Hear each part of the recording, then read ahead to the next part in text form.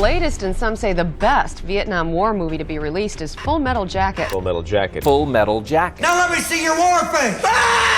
Of all the intense things that happened on Full Metal Jacket, from rapid weight gain, I went from 2 to 280. People treat you differently when you're that size. to shooting over 100 takes of mopping the floor. It was like, no, let's go again, let's go again, let's go again, let's go again. We stopped measuring by numbers of takes and we say numbers of weeks. It's November 17, 1985 that takes the cake, when director Stanley Kubrick fires the actor playing Sergeant Hartman and instead hires this guy. You will not laugh. You will not cry. You will learn by the numbers. I will teach you. Now get up. Get on your feet. This is Ali Ermey. I am Gunnery Sergeant Hartman, your senior drill instructor. He's about to be nominated for a Golden Globe. Lee Ermey, Full Metal Jacket. Yet he isn't an actor. What? He's a US Marine. I never had a soft side with them. I don't have a soft side with you. I don't have a soft side with any damn body. He has real bullet holes in his body. He showed us his bullet holes and everything, like the real deal. Throws real punches Lee Ermey did not have the ability to pull a punch. and real slaps. What side was that, Private File? Sir, right side, sir! The rest of his life, he knows which side's the left side of his face and which side's the right face. And writes his own real insults. You're so ugly you could be a modern art masterpiece. As you'll see, Ermey is a bit batshit crazy in real life. He'll be fired by Geico for his statements on a certain US president, and declare war on, of all people, Barbara Streisand. I shot her an email and I said, you goddamn big-nosed bitch, I challenge you to a goddamn boxing match. But before all of this, Ermey is arrested for criminal mischief. Hi, I'm Ming. I explore brilliant, flawed people and their work. And when Ermey, at 17, is arrested, he's an admitted troublemaker and a bit of a hellraiser. I used to hunt my way to the bus on the way to school, he writes. With my grandfather's 12-gauge shotgun, heck, I could shoot 3 ducks at a time, then stash my gear, my game and shotgun in a culvert, and then hunt my way back home after school. For his antics, Ermey is sent to court, and the judge gives him a choice. Go into the military, or he was going to send me where the sun never shines, and quote, I love sunshine. So, Ermey joins the Marine Corps. Why are you looking at airplanes when you're supposed to be standing at attention? Within 4 years, he's promoted to drill instructor, but then his world is upended. In 1966, the sky fell in on us. The roof caved in. All of a sudden, they needed warm bodies in Vietnam. They cut recruit training down from 12 to 8 weeks. And they increased the size of the platoons from 60 privates to 120. Which if you line 120 privates up, boy, oh boy, it looks like a mule train. Pick them up and set them down, Pile! Quickly!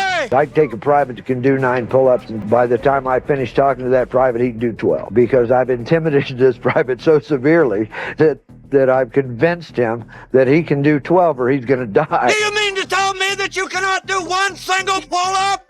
You are a worthless piece of shit, Pile! Get out of my face! After training recruits, Ermey serves in Vietnam himself. However, when a rocket laces his back and arm with shrapnel, he is medically retired and starts to seek other work. So how do you make the transition from that into the actor that we have all come to love? Well, I didn't have a trade. I didn't know what the heck else I could do, and I thought was a pretty good instructor in Hollywood just down the road, so I went to Hollywood and did the comedy clubs for a year and a half. I guarantee you one thing, I never had any hecklers. So what was your stand-up routine like? Recruit training humor. How about getting your jewelry off there, sweetheart, and put it on the table? What do you have in your pockets there, lipstick? It paid the bills. I had one guy came in one night and said, hey, Gunny, guess what? They're going to start doing Vietnam War shows over in the Philippine Islands. So I started looking around for work, and I found myself doing tobacco commercials and sports equipment commercials. I did 3 local Filipino films. I'm Sergeant Lois. I'm your drill instructor for the next 2 months, maggot. And all of a sudden, here comes Apocalypse Now with Francis Ford Coppola. I love the smell of napalm in the morning. I struck up a friendship with the technical advisor, and we discussed several technical aspects of the film. On top of giving technical advice, Ermey gets a minor role as the helicopter pilot in the Ride of the Valkyries sequence. This is Eagle Thrust 7. We've got it spotted. But for the most part, he sticks to advice. I like technical advice because it's good for me. Why? Good therapy, I think, maybe. I like putting the realism in there. And realism in 1985 is the objective of Stanley Kubrick. Stanley Kubrick called me to do the Full Metal Jacket, and next thing I knew, I was on my way to England to do a Vietnam War film for Stanley Kubrick. That was a real blast. At first, Ermey is hired as a technical advisor. However, he also has his sights set on the role of Sergeant Hartman, then called Sergeant Gerheim, who is currently being played by actor Tim Colseri. I went up to Stanley and I said, look, I think I could do this part real well. I'd like to audition. And he told me, "It's not mean enough, Lee. You're too nice." And that was very insulting to me. So, Ermey thinks of a plan. I felt that there was no one that could do the part better than I, so I pursued it further. In order to audition extras, Kubrick has Tim Colseri yell abuse at them while recording their reactions. Tim would do it for an hour, and his voice would get sore, and he said, "I don't want to blow my voice out before we start doing the movie." So R. Lee Ermey would step in, and R. Lee didn't work from the script. R. Lee worked from his experience of being a drill instructor and said the most outrageous shit that any of us had ever heard. It looks to me like the best part of you ran down the crack of your mama's ass and ended up as a brown stain on the mattress. I think you've been cheated. When the footage of Ermey's abuse is sent to Kubrick, the next morning he was all smiles and he knew what the hell I'd done. He says, "I wouldn't let you audition." Well, you found a way to audition anyway, didn't you? And of course I had. From that day alone, Ermey's rants result in 45 pages of dialogue, which are then transcribed by Kubrick's secretary, and Kubrick, impressed by all this, types a letter of his own. "Dear Tim, I am very sorry to have to tell you that I have decided to use Lee Ermey to play Sergeant Gerheim. Lee's work is on balance just that extra bit more interesting, almost certainly due to the direct personal knowledge he brings to the part from his experience." And it wasn't fair. It was an unfair fight for Tim to defend his role. R. Lee very much wanted to steal that role away from Tim, and he did. After securing the role, Ermey does improv sessions with Kubrick to write Sergeant Hartman's insults. I worked with Stanley every Sunday. I went over to Stanley's house, and Stanley would explain to me what he expected to get out of a particular scene. Then he would punch the button on his tape recorder, and I would go on and on until I ran out of gas, and then we would take the tape and send it down to the production secretary. She would transcribe that and send it back up, and we would just select the juiciest lines and incorporate those into the scene. Oh, that's right, Private Pile. Don't make any effort to get up to the top of the obstacle.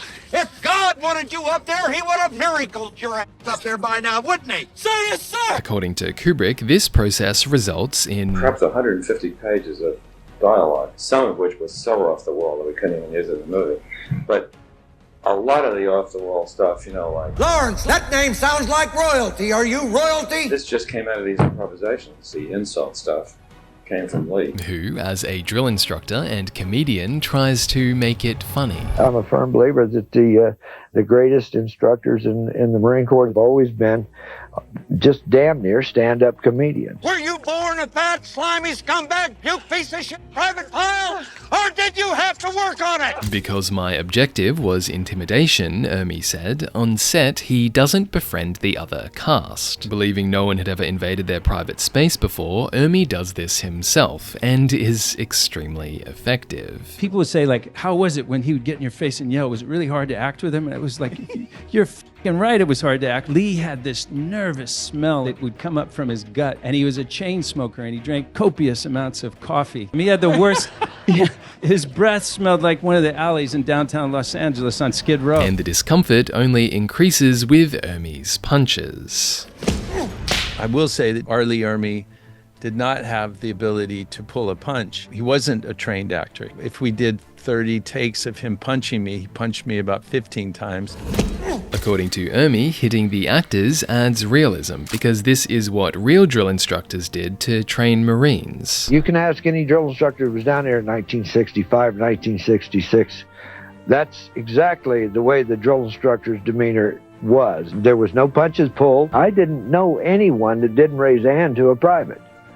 But it was a constructive raise of a hand. It was not a, I want to hit you so that I can hurt you and abuse you type thing. It was a, did you learn anything from that private? When the time comes to film this scene, Vincent D'Onofrio has already seen Ermey's physical process. So he asked to be hit for real just to get it over with. Vince was going to get slapped because he didn't know his right from his left.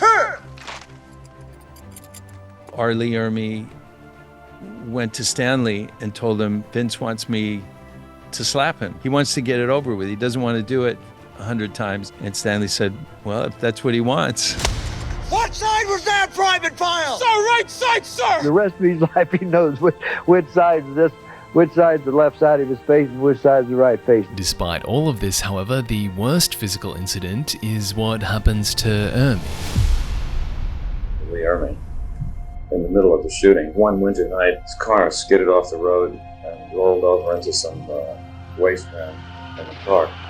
About 1 o'clock in the morning, he broke all the ribs on one side and tremendous injuries, and probably would have died, except he remained conscious and kept blinking his lights and blowing his horn. And after a long time, a motorist stopped, and he was out for about 4.5 months. When Ermey returns to the production, his ribs are still healing, so he can't yell at the volume Kubrick wants. To fix this, Kubrick schedules shouting rehearsals to rebuild Ermey's diaphragm strength, and after a long 2 months, his scenes are finally finished. Anyone who has ever been privileged to direct a film also knows that although it can be like trying to write War and Peace in a bumper car in an amusement park, when you finally get it right, there are not many joys in life that can equal the feeling. Ah! That's a war face! Now let me see your war face! Ah! Despite this being Ermey's first major role, he earns a Golden Globe nomination. Lee Ermey, Full Metal Jacket. Then plays 121 more roles, from Sarge in Toy Story 3. We done our duty.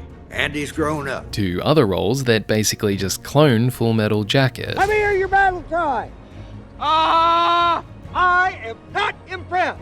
Sergeant, demonstrate a Marine Corps battle cry for this pennywaist. While none of these land the way Full Metal Jacket does, they do lead to other, more surprising roles, like Ermey as a gay high school teacher in Saving Silverman. So I kissed Jack Black. Okay, here's the deal. They came to me and offered to do a gay homicidal high school football coach, and they offered me $200,000 to kiss Jack Black. I got up to Canada, and then I immediately called up Jack Black's room and said, get your fat little butt down to the bar, I'll buy you a beer, and we're going to talk this over. Set down some ground rules. And number one, there's going to be no tongue.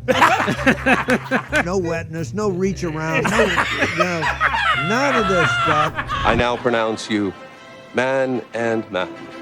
You may kiss the man. Ermey also takes commercials. Anyone with a can of WD-40 can become a lean, mean lubricating machine. And in his most famous collaboration with Geico, plays a therapist. And that's why yellow makes me sad, I think. That's interesting. You know what makes me sad?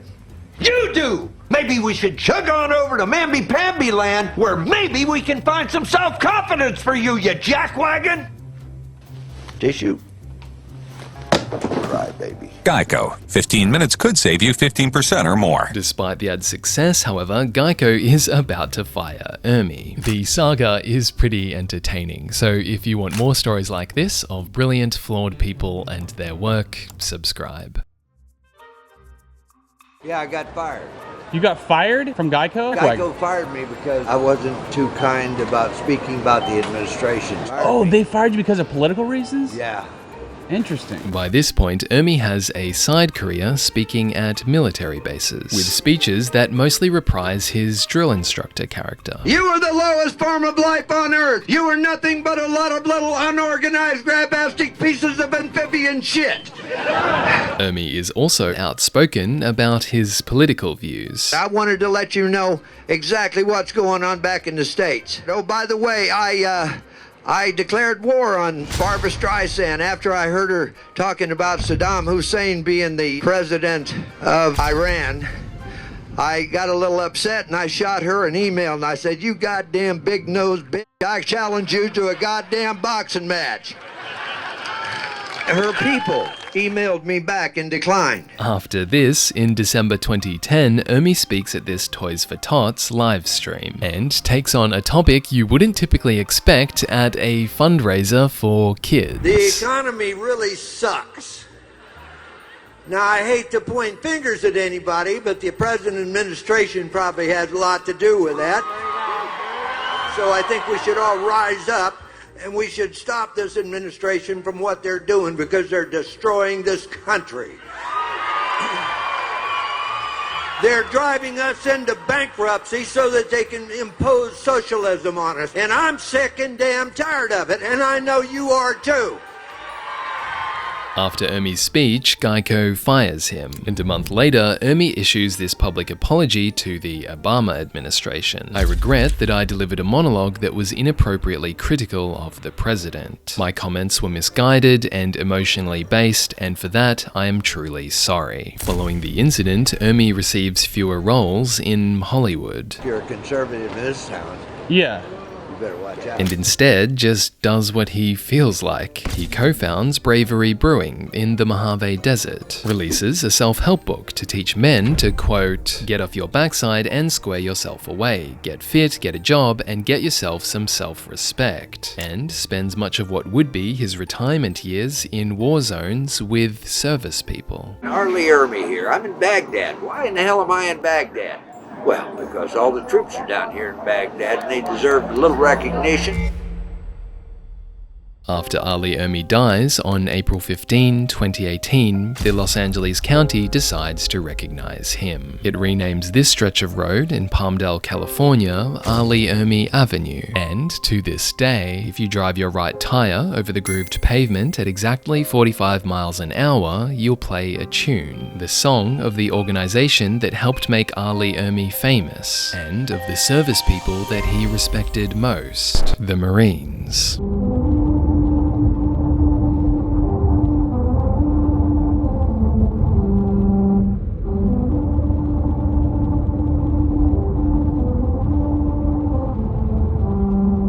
If you liked this story, you'll love Ermey's segment in my video covering improv that launched careers, which also includes Ben Stiller's Zoolander short film, the pilot for Mr. Bean, and Borat before he was Borat. And for more stories of brilliant, flawed people and their work, subscribe.